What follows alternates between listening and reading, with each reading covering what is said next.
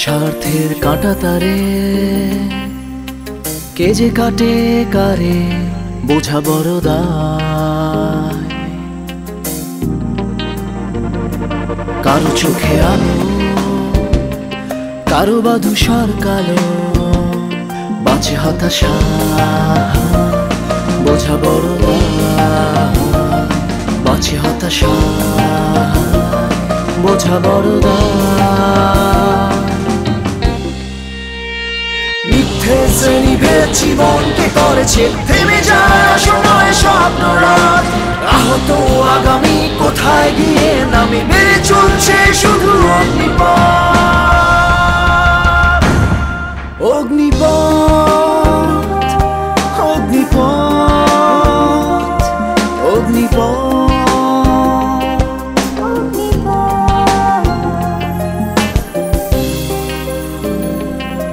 অগ্নিপথ।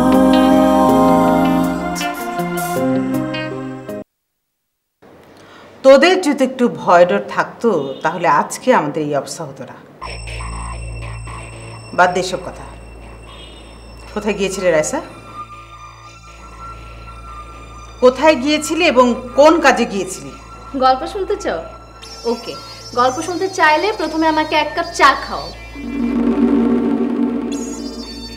জানো ফুপি, এত বড় পার্টি এক গ্লাস পানি পর্যন্ত খেতে পারিনি। আচ্ছা, বড় লোকদের পার্টি কি এরকমই হয় নাকি?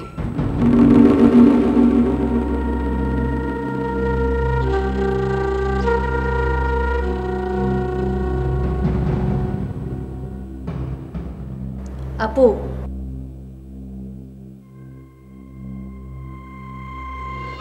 আজ কিন্তু ওদের এঙ্গেজমেন্ট হয়ে গেছে।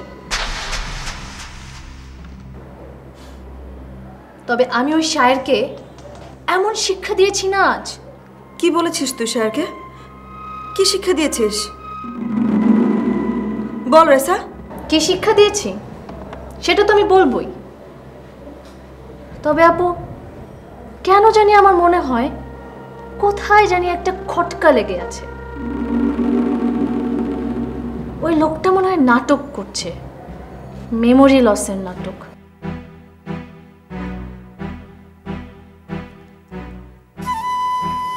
আসলে আপুর জিনাত মির্জার সম্পত্তির উপর লোভ হয়। এরকম হয় আপু, তুমি যদি না খাওয়া মানুষজনকে পোলাও কোরমা দাও না, তাহলে এমন খাওয়া খাবে শেষে জীবন নিয়ে টানাটানি লাগে। আমার কি মনে হয় জানো আপু, আমার মনে হয় ওই শায়ের ভাইয়েরও এরকমই অবস্থা হয়েছে। দেখ রাইসা, এতদিন ধরে তোদেরকে আমি এই কথাটাই বলার চেষ্টা করেছি, কিন্তু তোরা তোরা তো আমার কোনো কথা কানেই তুলিস না। বাদ দাও আপু, ওর নাম তুমি তোমার মন থেকে একদম মুছে ফেলো। যে মানুষ গিরগিটির মতো নিজের রং বদলায়, ওই মানুষকে নিজের জীবনসঙ্গী করা সবচেয়ে বড় ভুল। আপু, এখন তুমিই ভেবে দেখো তুমি কি করবে। তবে হ্যাঁ, আমি যদি তোমার জায়গায় থাকতাম, ওই ধরনের মানুষকে ধাক্কা মেরে নিজের জীবন থেকে ফেলে দিতাম।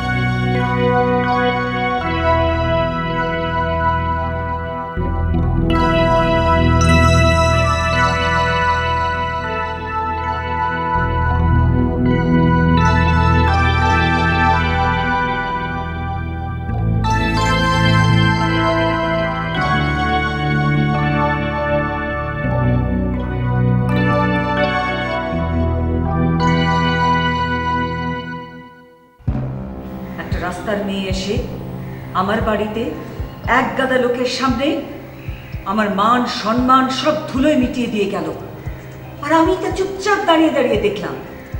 না না, দেখতে বাধ্য হলাম। আর আমাকে বলল যে আমার ছেলে একটা গাধার বাচ্চা। তুমি কি তাই তালা? আরে মাম্মি, শাট আপ!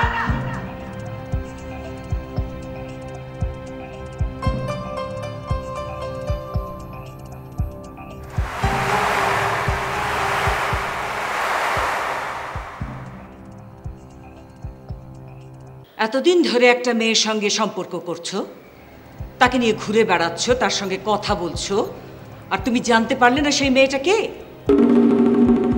কার মেয়ে, কি স্ট্যাটাস, কোথা থেকে এসেছে, কি তার উদ্দেশ্য, কিছুই জানার চেষ্টা করলে না তুমি? সত্যি লোকে যে বলে লাভ ইজ ব্লাইন্ড, তুমি সেটাই প্রমাণ করে দিলে। আজ তুমি সত্যিই অন্ধ। মেয়েটা বোরখা পরে থাকতো, ভালো কথা, তুমি তার চেহারা দেখতে পাওনি, কিন্তু ওর গলার স্বর শুনেও তুমি চিনতে পারলে না যে মেয়েটা কে? না আসলে মাম্মি, আমি ওকে অনেকবার জিজ্ঞেস করেছি যে তোমার গলাটা আমার খুব চেনা চেনা লাগছে, কিন্তু ও না আমার এসব কথার কোনো পাত্তাই দিত না। I got the point. আসলে মেয়েরা খুব সাংঘাতিক হয়ে থাকে, ওরা নানা রকম জাদু জানে। রাইসা যাওয়ার সময় একটা চ্যালেঞ্জ ছড়ে দিয়ে গেছে, সেটা কি মনে আছে তোমার? আগে যা ঘটেছে তা ঘটে গেছে। নাও ফরগেট অল দ্যাট রাবিশ। এবার তুমি আমাকে একটা কথা বলো তো, তুমি কি ওই মেয়েকে বিয়ে করতে চাও? মাম্মি, ভাইয়া বিয়ে করবে রাইসাকে? শাট আপ শামা, এটা ওর জীবনের প্রশ্ন। এবার তুমি বলো তালাত, তুমি কি সত্যি ওই মেয়েকে বিয়ে করতে চাও? বলো। মাম্মি বাদ দাও না এসব, আমি তো বলেছি আমার একটা ভুল হয়ে গেছে। তুমি তো একটার পর একটা ভুল করেই চলেছো। তোমার একটা ভুল চাপা দেওয়ার জন্য কি না করছি আমি। তোমার ভাগ্য ভালো যে তোমার মায়ের নাম জিনাত মির্জা, তা না হলে ফাঁসির দড়ি কবেই ঝুলতো তোমার গলায়। Now don't waste my time. আমাকে এবার বলো, কি চাও তুমি? মামুনি, আমার মনে হয় কি তালাত ভাইয়া এত বড় একটা চাপ ঠিক মতো নিতে পারছে না, সেই জন্যই বোধ হয়। সাহেব, যে মাথা এমার্জেন্সিতে কাজ করে না সে মাথার কোনো দাম নেই আমার কাছে। আমি তোমাদের তিনজনকেই একটা প্রশ্ন করতে চাই। বলো তো, ওই মেয়েটা এত বড় একটা গেম প্ল্যান, এত বড় একটা রিস্ক নিল কেন? ব্যাপারটা খুব সিম্পল মামুনি। এই মেয়েটি এই কাজটি করেছে এই জন্য যে আপনার ইমেজ যেন সবার সামনে ক্ষুণ্ণ হয়, আপনি যেন সবার কাছে ছোট হন, সেই জন্য।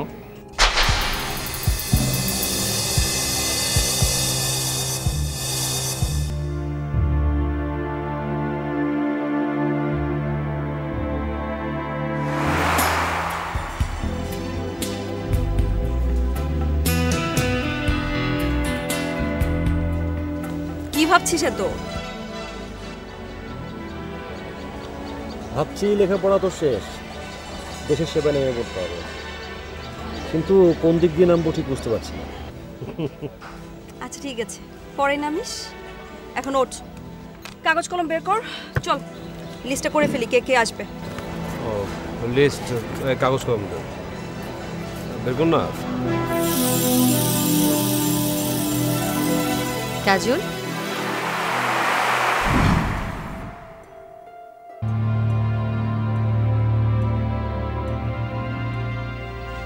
আমাকে ইনভাইট করবে না? শ্যামা, তুমি শোনো, জাহিদ স্যারের মার্ডারের পর আমরা তোমাদের ফ্যামিলির সবাইকে আমাদের শত্রু মনে করি, আর নিজেদের আনন্দ উৎসবে কেউ নিশ্চয় শত্রুকে বাড়ি বয়ে দাওয়াত দিয়ে নিয়ে যাবে না, তাই না সাহেব? আচ্ছা তুই বলতো, এই লিস্টে কি শ্যামার নাম থাকা উচিত হবে? কাজল, এই লিস্টে?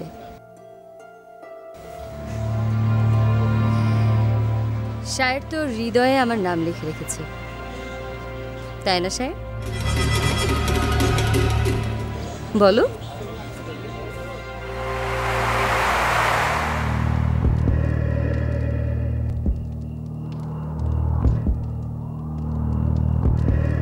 শ্যামা,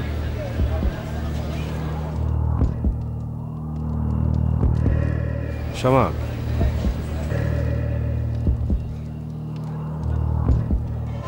আমি না আজ আমার হৃদয়টা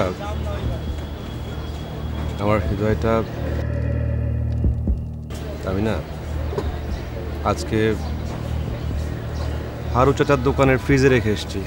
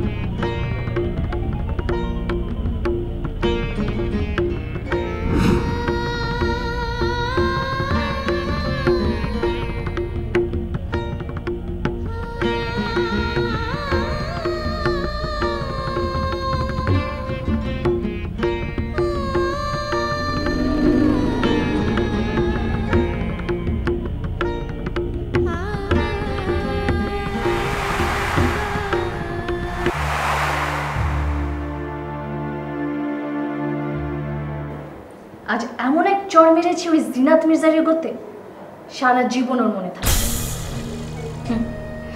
যে মানুষ জীবনে কোনোদিন অহংকারে মাটিতে পা ফেলতে চায় না, কারো কাছে মাথা নোয়ায়নি, তার মাথা আজ মাটিতে ফেলে দিয়ে আমার কি যে ভালো লাগছে। এবার দেখো মা,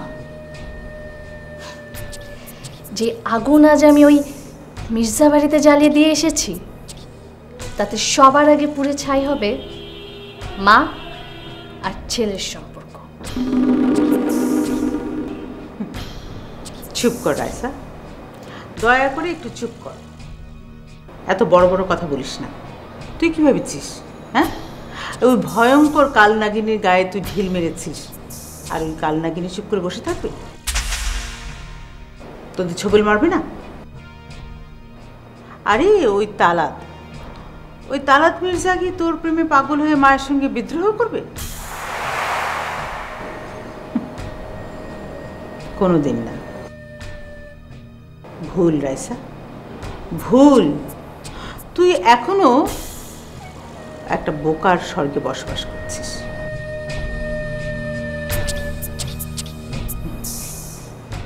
ভাবি, এই সমস্ত স্বপ্নের জগৎ থেকে বেরিয়ে এসো।